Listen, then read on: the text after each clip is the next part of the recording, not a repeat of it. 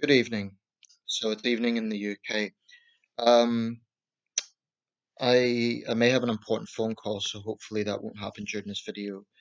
This subject is something I've covered before, but when I get around to sort of editing my channel, cleaning it up a bit, what I'm going to do is look at videos that have similar content, similar titles, and maybe go with the best, keep some subsidiary videos. I'll go with the one that's the best sound quality, most concise, and so on. Um, so the subject here is a taboo subject, but I feel that taboo subjects need to be discussed. I don't think you can sweep them under the carpet because if they are there, if people are pontificating about these things, then it's just inevitable that they need to be discussed and looked at. I ordered a book on eBay and it arrived today. Um, The Madness of Crowds by Douglas Murray. Now, Douglas Murray is someone I've sort of followed on and off. I've seen videos with interviews and talks that he's done. If you don't know, he's a British social commentator, journalist. Um, he's probably more to the conservative side of things, although I think he describes himself not necessarily in those terms. I don't know if he'd see himself as a classic liberal, or I can't recall off the top of my head how Murray would see himself. But I think he's an intelligent man, and he talks a lot about, he makes a lot of good points, I feel, on important issues. So this is the Sunday Times bestseller. It's entitled "The Madness of Crowds: Gender, Race, and Identity." Douglas Murray, published 2020, I think. It should be 2020. So that should be an interesting read. 6.99 on eBay, and for a new edition as well. So I think I got a good bargain there. Um, but the subject I want to talk about here is white privilege. Um, I recently had quite a testy exchange with someone close to me about the subject, and I just totally disagreed with the whole angle she was taking. By the way, she's white. And it is interesting that some of the most ardent supporters of this idea are themselves white. Um, in fact, it's difficult to place the exact origins of the term, but it was certainly popularized in 1988, and I'll just get the name of the academic. This from Wikipedia. It's a convenient source to have. If you just bear with me a second. Um, Robin DiAngelo coined the term white fragility in the early 2010s. They are releasing her 2018 book, White Fragility. The actual term white privilege, I think, was coined in the modern era by Peggy McIntosh. Peggy McIntosh. Gonna have to remember these names because I think they'll be coming up in other videos I make on related subjects. Peggy McIntosh and Robin DiAngelo, in my opinion, have a lot to answer for, because they've really popularized these ideas, among others. They're not alone. Um, so let me just play the devil's advocate for a second and argue from the perspective of those who promote this idea. It's promoted among both white people and black people and other minority people. Um, and it's fairly widespread. It's absolutely part of the woke dogma. There's no question about that. Um, and as an acquaintance of mine pointed out recently, it's actually quite clever. Not clever academically, but clever insofar as rhetoric, because it's simple. If you take this idea white privilege, it's a very, very easy way to shut down debate. Because if you have a black activist arguing with someone like myself, or someone who's coming from the center or the right, then they could say to me, "You're a white guy, so you don't know. So basically, shut up." They wouldn't probably say that, but that would be the implication. So by tagging someone with this thing, it's a very, very manipulative way to actually shut down debate. In that sense, it's clever. I don't think it's right. I think it's a very um, very problematic thing, but I think it's clever in that sense. And there's other examples along those lines of rape culture. You know, you just put tags on things, and then it's easy to manipulate the opposition, or rather to manipulate their position in the public eye. Um, Now, I use the term woke quite a lot. Is that a tag? I don't think so because it's something that comes from the left. So it's interesting that that's been seen as a pejorative. But, you know, being woke, being awoken to racial injustice is something that comes from the left. So the fact that critics are kind of using it to criticize is, you know, interesting. Because I don't think that, you know, if they're saying, oh, they're using, I've seen people complain like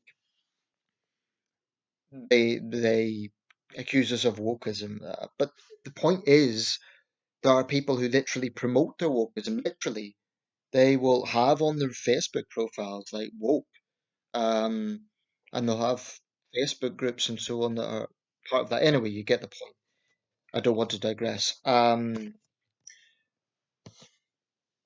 I said, I might get that phone call, so I'm just going to try and make this as condensed but relevant as possible.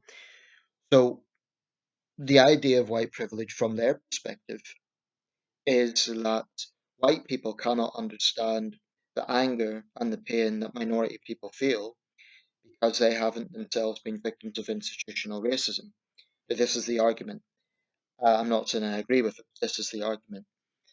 So this argument goes that all white people are beneficiaries of white institutional privilege. And this is very closely related to critical race theory, which, in my opinion, from what I know of it, is very, very, very damaging to society because the narrative, and I think this is what Murray argues in his book, um, the narrative of this sort of school of thought within the left is that you, and I say within the left because I don't think it's all left wing people, is that Western societies, especially America, but also Britain and Canada and other Western societies, are have this perpetual power dynamic where minority people, gay people, women are constantly kept down by patriarchy and by the white majority. That's basically the logic. And because it's a perpetual power struggle, then naturally you have to perpetually fight it. So every misfortune, every challenge in life that a minority person faces, it must be the fault of the white majority, or rather the white institution. Um, But this totally disregards the many, many advances that have been made in legislation and in society, not just in legislation, in social attitudes. So America in the 2020s is not the America of the 1950s. It's just not. The same applies to Britain. That's why I think critical race theory is it's dystopian. It's incredibly cynical. And in my opinion, from what I know of it, it's very damaging because it teaches young black people that any shortcoming they have, it's the fault of white people, basically. I just find that incredibly cynical and incredibly depressing, actually. And the damage that must be causing to people's mental health. You know, if you are a young black person who maybe is not very well off, and let's say you live in an inner city area of Detroit or London, um, maybe you've been stopped by the police, you know, you're going to naturally start feeling quite bitter and angry and resentful. And then when you get academics telling you that it's all a result of the white establishment, then naturally you're going to be angry. It'd be surprising if you weren't. But this is so cynical because it treats people as these big monolithic groups, the white people, the black people. Ironically, they actually have a lot in common in that sense with racists, with actual racists, because racists are very much, tribal in their thinking. Our people, your people. Um, so that's why anti-racists really need to be scrutinized because they think in tribal terms as well. But so that's how they see it. They see it as a perpetual struggle. Now, let's actually break down the term a little bit. White is self-explanatory. Privilege, that's the bit I want to focus on. Because as a noun, privilege literally means, if you look in the dictionary, it means an honor, a perk in life. In fact, just bear with me a second. I shall get a dictionary. This is the Oxford Dictionary and Thesaurus. And we'll look up the word privilege. This is extremely important because words matter. So let's look this up. So privilege, privilege. Okay, see it there? Get the camera straight.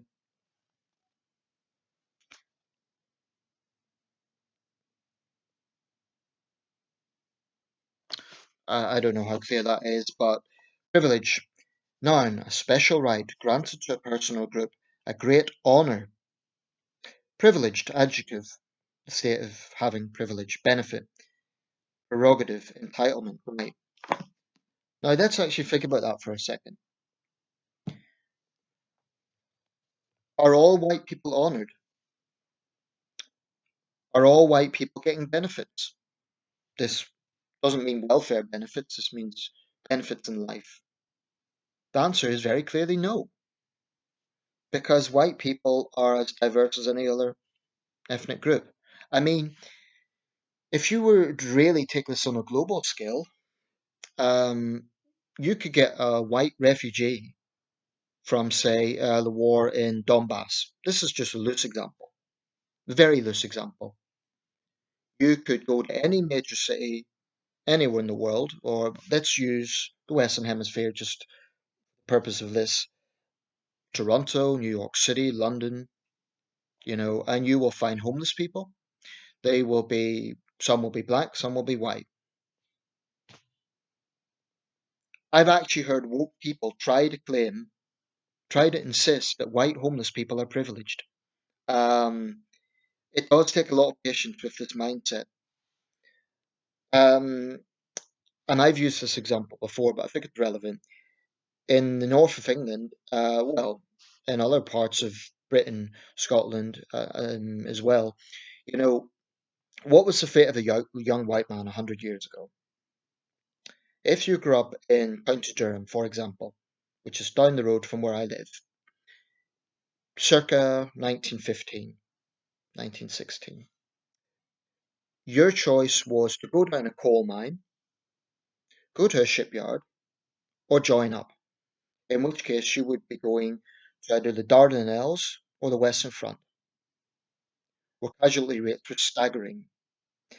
If you were a reserved occupation and you went down the mines or the shipyards, that was dangerous, hard work. Coal mining has had thousands of fatalities over the years in this country.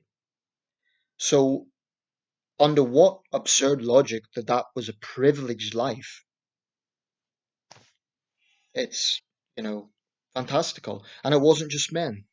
The lot of a young woman at that time, a working class young white woman, working linen mills. My grandmother, um, she did not have a particularly easy life. She certainly wasn't wealthy. During the war years, she worked in an ammunition factory. That was long, hard work, dangerous work as well. There were several examples, not so much in the Second World War, but more the First World War, of explosions where a lot of young female workers were killed. The point with this is you could say, well, okay, but black people didn't even have the opportunities for those jobs, particularly in the United States. And I would say, yeah, that's true. So let's use a different term. Let's talk about historic institutional racism, which is a fact. But white privilege is a very, very misguided and, in my opinion, inflammatory term. It's inflammatory because it insults and polarizes people whose life experience doesn't fit with that narrative. It just doesn't. So when black activists and white liberals casually use this term, I say white liberals loosely here, um, I don't know if they really, really have thought about what they're saying. I've just seen a call in between the late Rush Limbaugh, the conservative shock jock, for want of a better term, and Black Lives Matter activists. It was an interesting conversation. And they were saying that white privilege is not what happened to George Floyd. In other words, if he'd been white, that wouldn't have happened. But much like I said in the last video, there's an assumption that every time like this happens, it must be to do with racism. Now, could it not be the case that in the George Floyd case, that particular officer was just, by the looks of it, actually, Derek Chauvin had a record of having a loose temper? Could it not just be that that particular officer had a problem? Not necessarily a racism problem, but a professionalism problem. What happened to Floyd was horrendous. I was outraged by it. Um, but how does the white privilege narrative tap into the fact that one of those officers was an Asian American? I think of Vietnamese descent. How does the white privilege argument tie into the fact that you have black officers shooting white people? It does happen. Justine Hammond in, I think it was Minnesota. There was some protests, but not the same level of outrage. Um, So, one of the things I most dislike about Black Lives Matter is the dishonest rhetoric. If you if you really buy into the whole Black Lives Matter argument, you would honestly believe that only basically, if you're an alien visiting Earth and you listen to Black Lives Matter, you would get the impression that these white supremacist police are roaming around the United States hunting down black men to kill for fun. That would pretty much be what you would think, because they play on emotions and they play on distorting the facts. That's not to say there isn't a problem. I think there is a problem. I think there's a problem with police power. I think there's a problem with police accountability. Racism. Um, is there empirical evidence that the officers doing this have racist views, i.e., are racial slurs used during these exchanges? In Britain, we had a case where a black MP made a big issue of the fact that she was stopped, but a critical thing there was the windows on her car were tinted, so you couldn't see the occupant, and she was shamelessly, stirring up the flames and saying that this was racial profiling. Um, so I think there's an enormous amount of manipulation going on. But the point about white privilege is, firstly, it's BS, but it just it polarizes people. And I think a lot of white woke activists, they use it because it makes them feel good. It gets them to be all virtuous and say, "Oh, I know I've got my white privilege, but I'm an ally." But I think it's despicable what this is doing. It's just causing poison in society. I really believe that. That is not the same as saying everything is perfect. That's not what this is about. But again, that's why it's manipulative. Because unless you agree with it, if you take issue with the term white privilege, then you must be either a white supremacist or you're okay with racism and you're okay with black guys getting shot. Absolutely not. It's compatible to be outraged by what happened to George Floyd, but also challenge the concept of white privilege. Um, and the sad situation that we're in is, with the culture wars, is it's become so tribal that unless you totally agree with one side, then you must be on the extreme polar opposite. What I would say to Black Lives Matter activists is, can you not see that someone could share some of your ideas, but not agree with all of them? It's this you're with us or against us mentality that's so problematic. Um, and I really think it's now there is another side to this. People might say, well, don't take it personally. the white privilege line isn't directed at you as an individual. I would argue yes and no. No, because it's not directed at me, Nathan Hazlett, but it's personal insofar as if someone was to say your opinion is invalid because you're a white guy, that is personal because it's trying to shut down my opinion. It's personal in that sense. So, I get that I'm probably preaching to the converted here, but all I would say, if you're a BLM activist or you are a real social activist, I won't use a pejorative. I believe that you have conviction in that regard.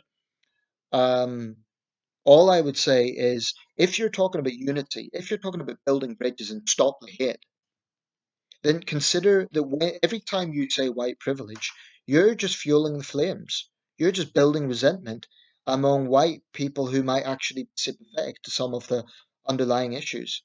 I mean, I imagine there'll be a lot of white people who are not privileged who would agree that, it's awful that a man could be held down for 9 minutes saying he can't breathe. And we keep coming back to that because it was videoed and it was so vocal. But